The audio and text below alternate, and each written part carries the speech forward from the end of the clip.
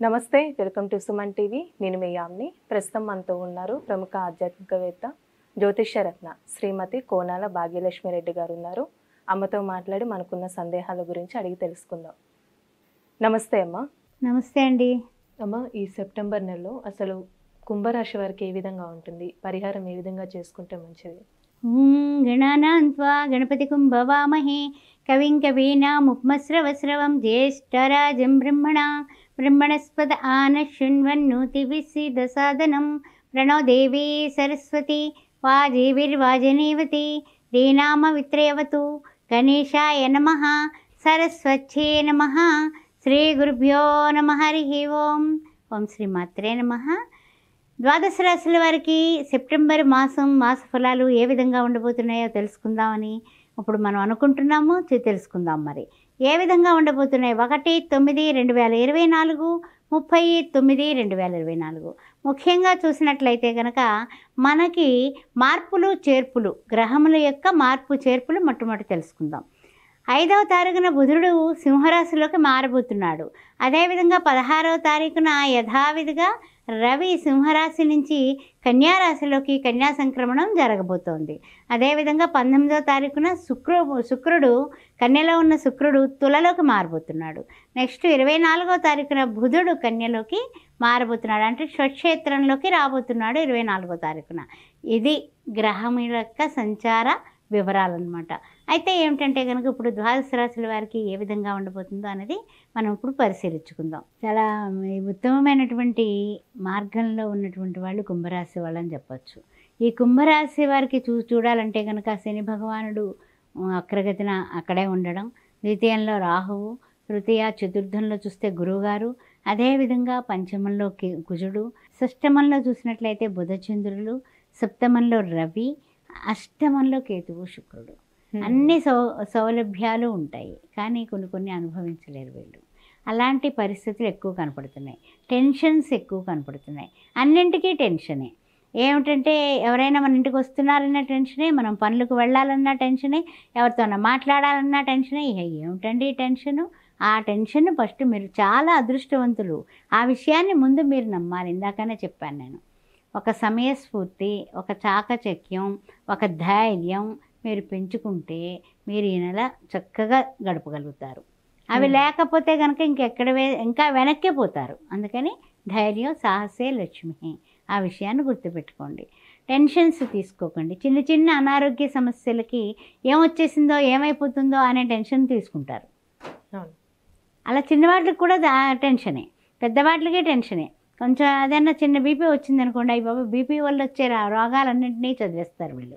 ఆ విధమైనటువంటి పనులు చేయక చిన్నదానికి చిన్న టాబ్లెట్ వేసుకుంటాం, ఏముంది, అది పెద్ద విషయం. థైరాయిడ్ వచ్చింది, చిన్న టాబ్లెట్ వేసుకుంటాం.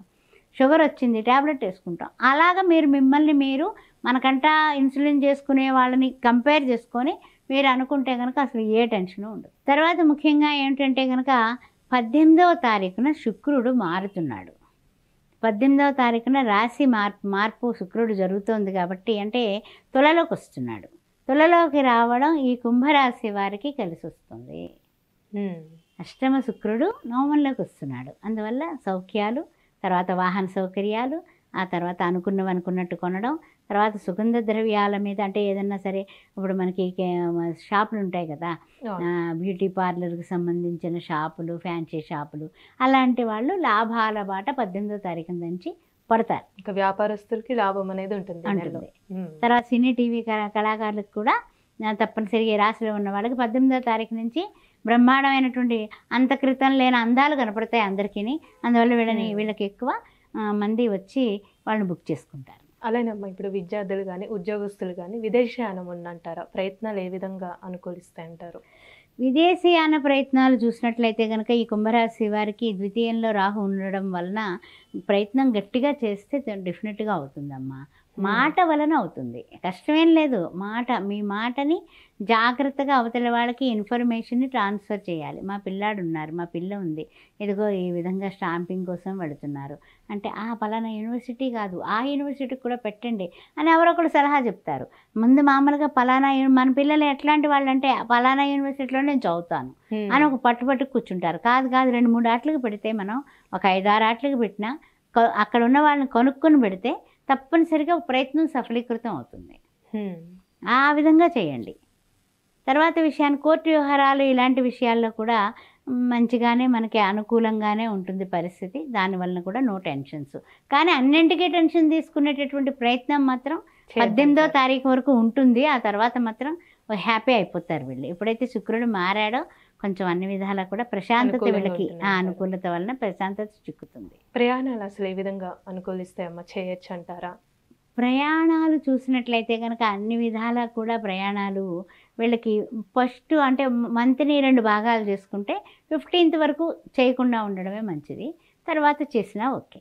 అమ్మ, ఈ రాశి వారికి సంబంధించిన పరిస్థితులని అసలు ఏ విధంగా చక్కబెట్టుకోవాలంటారు? ఏ విధంగా జాగ్రత్తలు తీసుకోవాలంటారు?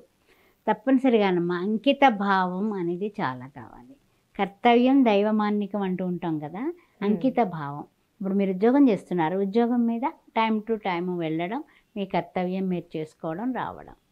ఆ తర్వాత ఏదైనా వ్యాపారం చేస్తున్నారు, వ్యాపారంలో ఏ విధంగా నడుచుకుని ఏ టైంకి షాప్ తెరిచి ఏ టైంకి షాప్ మూస్తే మనకి వస్తుంది అనేది చూసుకోండి. అంతేగాని స్నేహితులు రమ్మన్నారని వదిలిపెట్టేసి కింద నౌకర్ల మీద వదిలిపెట్టేసి వెళ్ళిపోతే మొత్తం అయిపోతుంది. అందువల్ల ఇలాంటివన్నీ కూడా మీ లౌకికంగా ఈ జగత్తులో మీరు నెగ్గాలంటే మీరు టెన్షన్స్ తీసుకోకుండా మీ డ్యూటీ డిసిప్లిన్గా ఉంటూ డివోషనల్గా ఉంటే కనుక తప్పనిసరిగా మీరు ఉన్న స్థితి నుంచి ఉన్నత స్థితికి వెళ్ళగలుగుతారు. ఎవరిని హామీలు అడగండి. హామీలు అడిగితే ఎవడు ఇవ్వడు. సంతకం పెట్టండి, ఏం పర్వాలేదు, నేను మీకు బాగా తెలుసు కదా అంటే వాళ్ళ అసలు రూపం మనకు బయటకు వచ్చేస్తుంది. అందువల్ల హామీలు అడగండి. ఫస్ట్ ఓర్పు నేర్పులతో మీ ఇల్లు మీరే చక్కబెట్టుకోండి, మీ జీవితాన్ని మీరే చక్కబెట్టుకోండి. నిరాశ పడద్దు. ఎవరన్నా నో అంటే వెంటనే కృంగిపోవద్దు, ధైర్యంగా ఉండండి.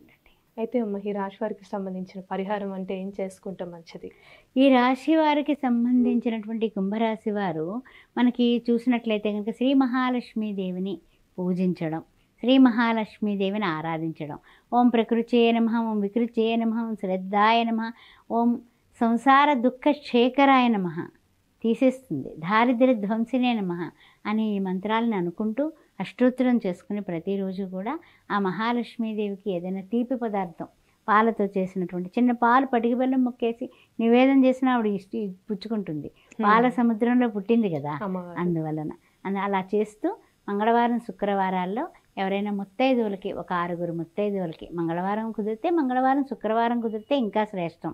6 ముత్తైదువులకి గాజులు, పసుపు, కుంకుమ, తాంబూలం దానం చేస్తే అద్భుతంగా ఉంటుంది. మంచి పరిహారం తెలియజేస్తారమ్మా. ధన్యవాదాలు. శ్రీమాత్రే నమః.